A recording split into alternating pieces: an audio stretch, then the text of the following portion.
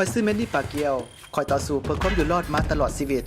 มื้อนี้คอยจะมาแนะนำขั้นตอนเพื่อความปลอดภัยเพื่อเกี่ยมความพร้อมรับมือกับภัยธรรมชาติ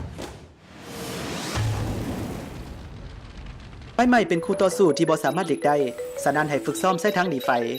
ท่านต้องมอดไฟขนาดน้อยที่เริ่มไหม้ภายใน2นาทีทำอิฐท่านควรรู้วิธีมอดไฟถ้าเครื่องลงถือไฟไหม้ให้ก้มลงแล้วกิ้งเกือกกับพื้นเพื่อมอดเปลวไฟถ้ามีควันให้ก้มลงใส่ผ้าเปียกปกปากซอกหาทางออกให้ได้แล้วออกไปกดปุ่มเตือนภัยแล้วโทรหาความช่วยเหลือถ้าท่านเผชิญหน้ากับตอนไฟไหม้อย่าลืมขั้นตอนเพื่อความปลอดภัยแล้วท่านเองจะเป็นผู้หนึ่งที่สามารถรอดชีวิตได้สำหรับคำแนะนำกับการรับมือเพิ่มเติมคลิกไปที่ safesteps.com